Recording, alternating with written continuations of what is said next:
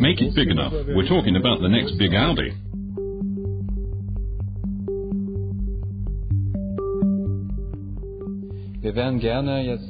We have this feeling we'd like the C-post to be quite different, with more of a clear coupe look. If you ask me, we have to take a step forward with the A1, and Audi certainly prefers the show cars to be interpreted as closely as possible. You remember? The show car had this curved roofline as a USP. We've done what was expected of us, but we've achieved a certain amount of individuality as well. The A and C posts both have this dynamic character. And the B post too. I think we can say it gives the car a certain stance. I think that's important, and a touch bolder too. The way we see it, it makes the A1 more of a USP.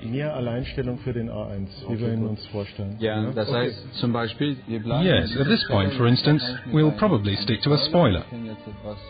We can see what it looks like if I take this line out. We'll certainly need the down thrust there, which means that a spoiler will be essential. The next topic is always the overall proportions.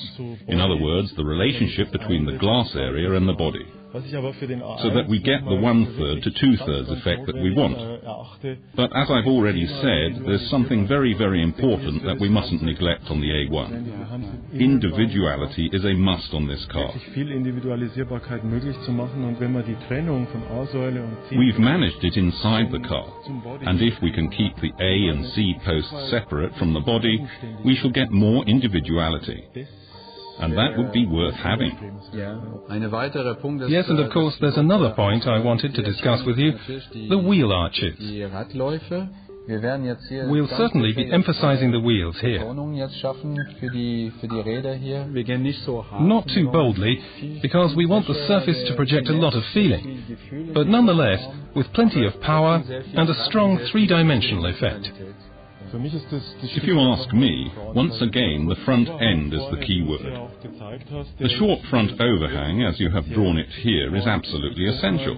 So I think we have to ask ourselves what we're going to do with the grille and the headlights.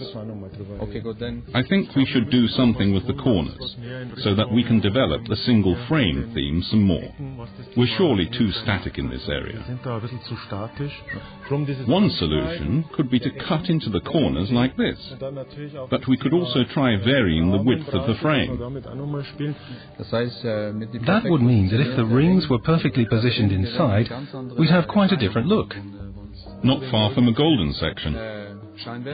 Of course, we have to bring in the headlights as well.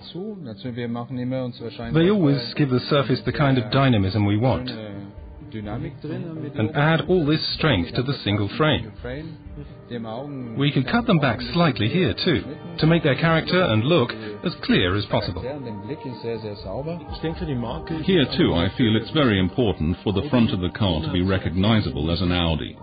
We ought to get a slight break into the outline of the headlamps. In other words, to take up this broad to narrow topic. And optimize it. And make it even more dynamic. Okay, Stefan. I'll pass these ideas on to the team, and we'll work on them and have another meeting in, say, 5 or 6 weeks, okay? Yes, perfect. Thanks a lot.